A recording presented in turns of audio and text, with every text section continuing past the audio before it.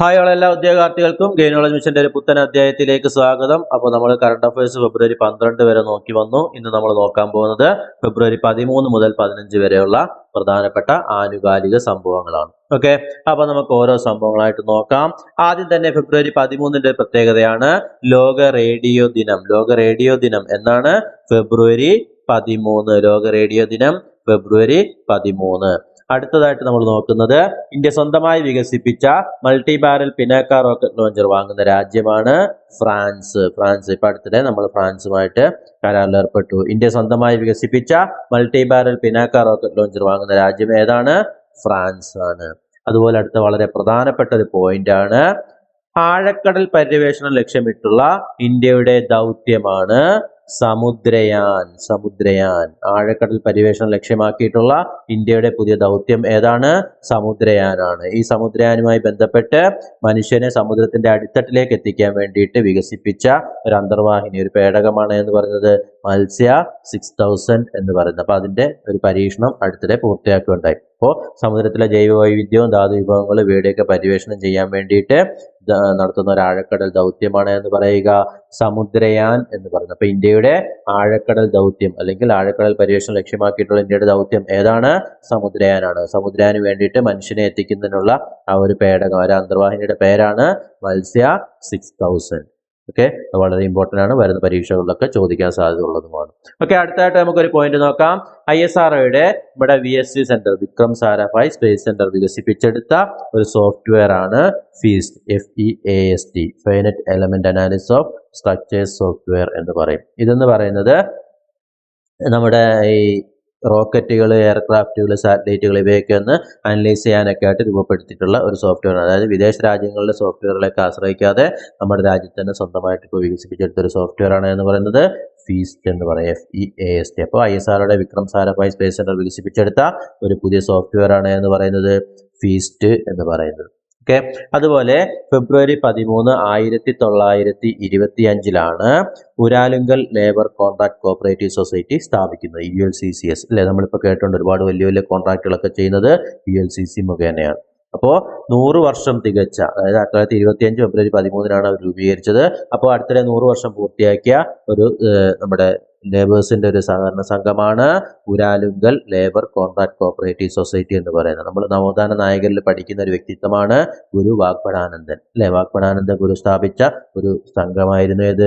ആത്മവിദ്യാസംഘം. നമ്മൾ അതൊക്കെ നവോത്ഥാനത്തിൽ പഠിക്കുന്നത്. അപ്പൊ ആത്മവിദ്യാസംഘത്തിന്റെ പ്രവർത്തകരായ 14 യുവാക്കൾ ചേർന്ന് അവരന്ന് നേരിട്ട അടിച്ചമർത്തലുകളും സാമൂഹ്യ ബഹിഷ്കരണമൊക്കെ നേരിടാൻ വേണ്ടിയിട്ട് രൂപം കൊടുത്ത ഒരു പ്രസ്ഥാനം, ഒരു സംഘടനയായിരുന്നു എന്ന് പറയുന്നത് ഉരാലുങ്കൽ ലേബർ കോൺട്രാക്ട് കോപ്പറേറ്റീവ് സൊസൈറ്റി എന്ന് പറയുന്നത്. 1925 ഫെബ്രുവരി 13 ഉരാലുങ്കൽ ലേബർ കോൺട്രാക്ട് കോപ്പറേറ്റീവ് സൊസൈറ്റി ആയിട്ട് മാറുന്നു. അപ്പോൾ അടുത്തിടെ 100 വർഷം പൂർത്തിയാക്കിയ ഒരു സഹകരണ സംഘമാണ് എന്ന് പറയുന്നത് ഉരാലുങ്കൽ ലേബർ കോൺട്രാക്ട് കോപ്പറേറ്റീവ് സൊസൈറ്റി എന്ന് പറയും. ഓക്കെ, അടുത്തൊരു പ്രധാനപ്പെട്ട വാർത്ത മണിപ്പൂരിൽ രാഷ്ട്രപതി ഭരണം ഏർപ്പെടുത്തിയെന്ന് നമ്മൾ അടുത്തിടെ വാർത്തയിൽ കണ്ടതാണ് അല്ലെ. അപ്പോൾ ആർട്ടിക്കിൾ 356 പ്രകാരമാണ് രാഷ്ട്രപതി ഭരണം ഏർപ്പെടുന്നത്. അതാണ് ഇവിടെ ഇമ്പോർട്ടൻ്റ് ആയിട്ടുള്ള പോയിന്റ്. അപ്പോൾ അടുത്തിടെ രാഷ്ട്രപതി ഭരണം ഏർപ്പെടുത്തിയ സംസ്ഥാനമാണ് എന്ന് പറയുന്നത് മണിപ്പൂർ എന്ന് പറയുന്നത്. മണിപ്പൂരിൽ ആർട്ടിക്കിൾ 356 പ്രകാരമുള്ള ഏർപ്പെടുത്തി രാഷ്ട്രപതി ഭരണം ഏർപ്പെടുത്തി. അതായത് ഭരണഘടനയുടെ ആർട്ടിക്കിൾ 356 പ്രകാരം സംസ്ഥാന ഭരണം രാഷ്ട്രപതി ഏറ്റെടുക്കുന്നതിനെയാണ് എന്തെന്ന് പറയുക?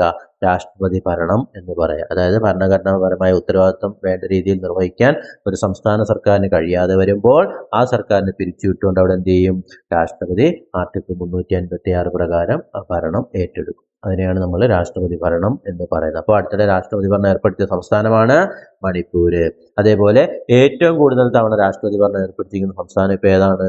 മണിപ്പൂരാണ്. അതുകൊണ്ട് ഒന്ന് നോട്ട് ചെയ്യുക. അപ്പോൾ ഏറ്റവും കൂടുതൽ തവണ രാഷ്ട്രപതി ഭരണം ഏർപ്പെടുത്തിയിരിക്കുന്ന സംസ്ഥാനമാണ് മണിപ്പൂർ.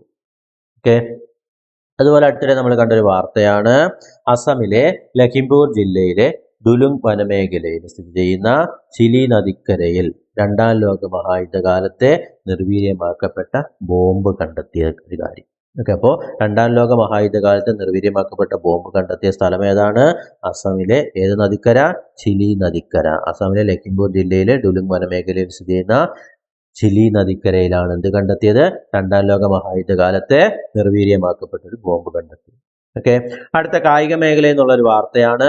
നമുക്കറിയാം ഇപ്പോൾ നമ്മുടെ നാഷണൽ ഗെയിംസ് നടന്ന എവിടെയായിരുന്നു? ഉത്തരാഖണ്ഡിലാണ്. 38ാമത് നമ്മുടെ നാഷണൽ ഗെയിംസ് നടന്നത് ഉത്തരാഖണ്ഡിൽ വെച്ചാണ്. അതായത് ഇത്തവണ ഒരു ഒളിമ്പിക്സ് മാതൃകയിലൊക്കെയാണ് ഈ ഒരു ദേശീയ ഒരു മേള സംഘടിപ്പിച്ചത്. അപ്പോൾ ഇപ്പോൾ നടന്ന നാഷണൽ ഗെയിംസിൽ ഒന്നാം സ്ഥാനം നേടിയിരിക്കുന്നത് സർവീസസ് ആണ്.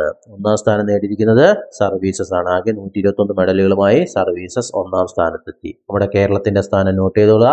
14ാം സ്ഥാനത്താണ് കേരളം ഫിനിഷ് ചെയ്തത്. അപ്പോൾ ഉത്തരാഖണ്ഡിൽ വെച്ച് നടന്ന 38ാമത് ദേശീയ ഗെയിംസിൽ കേരളത്തിന്റെ സ്ഥാനം 14ാം സ്ഥാനമാണ്. കേരളം ആകെ നേടിയത് 54 മെഡലുകളാണ്. 13 സ്വർണവും 17 വെള്ളിയും 24 വെങ്കലവും ഉൾപ്പെടെ 54 മെഡലുകളാണ് കേരളത്തിന്റെ സമ്പാദ്യം എന്ന് പറയുന്നത്. അപ്പോൾ ഒന്നാം സ്ഥാനം ആരായിരുന്നു? സർവീസസ് ആയിരുന്നു. കേരളത്തിന്റെ സ്ഥാനം 14ാം സ്ഥാനം. അപ്പോൾ 38ാമത് ദേശീയ ഗെയിംസ് നടന്നത് ഉത്തരാഖണ്ഡിൽ വെച്ചാണ്. ഇതിൽ കേരളത്തിന്റെ സ്ഥാനം 14ാം സ്ഥാനം. ഓക്കെ. അതുപോലെ ഇനി 2027 39ാമത് ദേശീയ ഗെയിംസിന് ആതിഥ്യത്വം വഹിക്കാൻ പോകുന്നത് മേഘാലയാണ്. അപ്പോൾ 38ാമത്തെ ദേശീയ ഗെയിംസിന്റെ വേദി ഉത്തരാഖണ്ഡും 39ാമത് ദേശീയ ഗെയിംസിന്റെ വേദി മേഘാലയ. നോട്ട് ചെയ്തോളാം. 2027 39ാം ദേശീയ ഗെയിംസ് നടക്കാൻ പോകുന്നത് എവിടെയാണ്? മേഘാലയയിലാണ്. ഓക്കെ.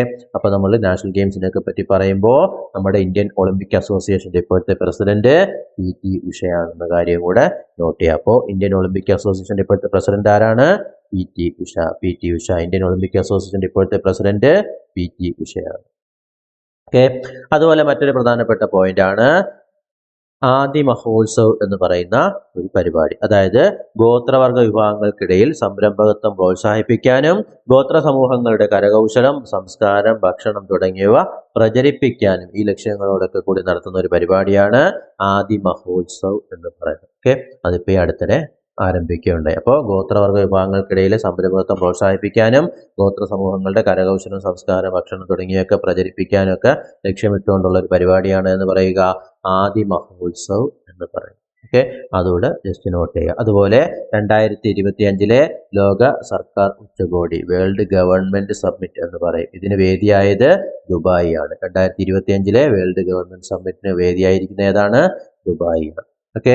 അപ്പൊ ഇത്രയും കാര്യങ്ങളാണ് നമുക്ക് ഈ ഒരു ഭാഗത്തിൽ നോക്കാനുള്ളത്. അപ്പോൾ ഫെബ്രുവരി മാസത്തെ 13 മുതൽ 15 വരെയുള്ള പ്രധാനപ്പെട്ട കറണ്ട് അഫയേഴ്സുകളാണ് നമ്മളിപ്പോൾ കണ്ടത്. ഓക്കെ. അപ്പോൾ എപ്പോഴും പറയാറുള്ള പോലെ കൃത്യമായിട്ട് ഓരോ പോയിന്റ് നോട്ട് ചെയ്ത് പഠിക്കുക. അതുപോലെ പരീക്ഷകളൊക്കെ ഇനി അടുത്തെത്തിക്കഴിഞ്ഞു. ഇത്തവണ മെയ് മാസത്തിൽ ഇഷ്ടംപോലെ പരീക്ഷകളാണ്. ഡിവിഷണൽ അക്കൗണ്ടന്റിന്റെ പ്രിലിമിനറി പരീക്ഷ, സെക്രട്ടേറിയറ്റ് അസിസ്റ്റന്റിന്റെ പ്രിലിമിനറി പരീക്ഷ, അതുപോലെ ഡിഗ്രിയിലെ പ്രിലിമിനറി പരീക്ഷ, അതുപോലെ സിവിൽ എക്സൈസ് ഓഫീസറുടെ പരീക്ഷ. സിവിൽ എക്സൈസ് ഓഫീസർ ഒരു പരീക്ഷയാണുള്ളത്. അപ്പോൾ അതുമായി ബന്ധപ്പെട്ട സ്പെഷ്യൽ ടോപ്പിക്കിന്റെ ക്ലാസ് നിങ്ങൾക്കറിയാം. യൂണിഫോം പോസ്റ്റുകളിൽ സ്പെഷ്യൽ ടോപ്പിക് ഉണ്ട്. അപ്പോൾ CPO പോലീസിലും എക്സൈസിലൊക്കെ എന്തായാലും സ്പെഷ്യൽ ടോപ്പിക്കുകളുണ്ട്. അപ്പോൾ അതുമായി ബന്ധപ്പെട്ട് നമ്മൾ സ്പെഷ്യൽ ടോപ്പിക്കിന്റെ ഒരു ക്ലാസ് ഇപ്പോൾ എക്സസൈസുമായി ബന്ധപ്പെട്ട് ഇപ്പോൾ ഉടനെ ആരംഭിക്കുന്നത്. രണ്ടും കൂടി തുടങ്ങാനാണ്. അപ്പോൾ ആദ്യം നടക്കാൻ പോകുന്ന എക്സസൈസ് ആയതുകൊണ്ട് ഒരു മാസത്തെ ഒരു സ്പെഷ്യൽ ടോപ്പിക്കിന്റെ ക്ലാസ് നമ്മൾ നടത്തുന്നുണ്ട്. അപ്പോൾ രാത്രി 10 മണി മുതൽ 11 മണി വരെയാണ് സിവിൽ എക്സൈസ് ഓഫീസറുടെ ക്ലാസ്. അത് ഈ ഒരു മാർച്ച് പകുതിക്ക് ശേഷമായിരിക്കും നമ്മൾ തുടങ്ങുക. ഒരു മാസത്തെ ക്ലാസ് ആണ്. മെയ് 17 അതിന്റെ പരീക്ഷ വരുന്നത്. അപ്പോൾ അതിന് മുമ്പായിട്ട് നിങ്ങൾക്കത് പൂർത്തിയാവും. ഒരു മാസം മതി. വളരെ കുറച്ചേ പഠിക്കാനുള്ളൂ. 20 മാർക്കിന്റെ സ്പെഷ്യൽ ടോപ്പിക്കാണ്. പഠിച്ചു കഴിഞ്ഞാൽ 20 മാർക്ക് കയ്യിലിരിക്കും. നിങ്ങൾക്കറിയാം ഒറ്റ പരീക്ഷ ഉള്ളപ്പോൾ എന്തായാലും നമ്മുടെ കട്ട് ഓഫ് മാർക്ക് മാത്രം വാങ്ങിയിട്ട് കാര്യമില്ല. റാങ്ക് ലിസ്റ്റിൽ എത്തണമെങ്കിൽ ഒരു 80 മാർക്കിന് മുകളിലോട്ട് സ്കോർ ചെയ്ത് കഴിഞ്ഞാൽ ഈസി ആയിട്ട് നമുക്കത് അടിച്ചെടുക്കാൻ പറ്റും. അപ്പോൾ സ്പെഷ്യൽ ടോപ്പിക്കിനെ സംബന്ധിച്ചുള്ള അതിൽ നിന്ന് ചോദിക്കാൻ അത് മാത്രമേ ഉള്ളൂ. അതുകൊണ്ട് പുറമേ നിന്നൊന്നും ഒരുപാട് ചോദിക്കാനൊന്നുമില്ല. അതുകൊണ്ട് ഈസി ആയിട്ട് പഠിച്ചെടുക്കാം. കുറച്ച് ആക്റ്റുകളൊക്കെ അതിൽ പഠിക്കാനുണ്ട്. അപ്പോൾ തീർച്ചയായിട്ടും ചേരാൻ താല്പര്യമുള്ളവരുണ്ടെങ്കിൽ ആ തന്നിരിക്കുന്ന നമ്പറിൽ ബന്ധപ്പെടുക. രാത്രി 10 മണി മുതൽ 11 മണി വരെയാണ് സ്പെഷ്യൽ ടോപ്പിക്കിന്റെ ക്ലാസ് വരിക. ഓക്കെ. അപ്പോൾ പരിചയസമ്പന്നരായ അഭിഭാഷകർ മുഖേന നിങ്ങൾക്ക് തീർച്ചയായിട്ടും ഈ ഒരു മേഖലയിൽ നല്ല രീതിയിൽ പഠിച്ചെടുക്കാൻ വേണ്ടി സാധിക്കും. ഓക്കെ. അപ്പോൾ കോഴ്സിൽ ചേരാൻ താല്പര്യമുള്ളവർ ബന്ധപ്പെടുക. അതുപോലെ നമ്മുടെ കറണ്ട് അഫയേഴ്സുകൾ ജനുവരി മുതലുള്ളത് കറണ്ട് അഫയേഴ്സ് 2025 എന്ന് പറയുന്ന പ്ലേലിസ്റ്റിലും കഴിഞ്ഞ വർഷത്തെ നവംബർ ഡിസംബർ മാസങ്ങളിൽ 2024 എന്ന് പറയുന്ന പ്ലേലിസ്റ്റിലും നമ്മൾ അപ്ലോഡ് ചെയ്തിട്ടുണ്ട്.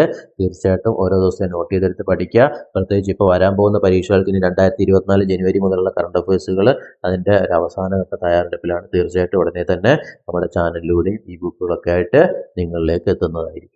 ഓക്കെ. ഇപ്പോൾ 2024 കറണ്ട് അഫയേഴ്സുകൾ എന്തായാലും നല്ല രീതിയിൽ നോക്കണം. അതുപോലെ 2025 മാർച്ച് പകുതി വരെയുള്ള കറണ്ട് അഫയേഴ്സുകളൊക്കെ എല്ലാവരും നല്ല രീതിയിൽ നോക്കിയിട്ട് വേണം മെയ് മാസത്തെ പരീക്ഷയ്ക്ക് എഴുതാനായിട്ട്. ഓക്കെ, അപ്പോൾ എല്ലാവരും നന്നായിട്ട് തയ്യാറെടുക്കുക. തീർച്ചയായിട്ടും ഗെയിൻ നോളജ് മിഷൻ നിങ്ങളോടൊപ്പം ഉണ്ടാകും. അതുപോലെ നമ്മുടെ പ്രീവിയസ് ക്വസ്റ്റ്യൻ്റെ ഈ പരിപാടി ഉടൻ തന്നെ നമ്മൾ മാർച്ച് 1 മുതലാണ് ആരംഭിക്കാൻ ഉദ്ദേശിക്കുന്നത്. തീർച്ചയായിട്ടും ഓരോ ദിവസവും ഓരോ വിഷയങ്ങൾ അടിസ്ഥാനമാക്കി, ഓരോ വിഷയം വെച്ചാൽ ഓരോ വിഷയത്തിലെ ഓരോ പാഠഭാഗങ്ങളെ അടിസ്ഥാനമാക്കി തന്നെ നിങ്ങൾക്ക് പ്രധാനപ്പെട്ട ഏരിയകളിൽ നിന്നുള്ള പ്രീവിയസ് ക്വസ്റ്റ്യൻസും അതുമായി ബന്ധപ്പെട്ട കാര്യങ്ങളൊക്കെ നിങ്ങൾക്ക് ഇതിലൂടെ കിട്ടുന്നതായിരിക്കും. ഓക്കെ, അപ്പോൾ ചാനൽ ആദ്യമായി കാണുന്നവരാണെങ്കിൽ സബ്സ്ക്രൈബ് ചെയ്യുക. ഓക്കെ, അപ്പോൾ നമുക്ക് മറ്റൊരു അധ്യായമായി വീണ്ടും കാണാം. Thank you.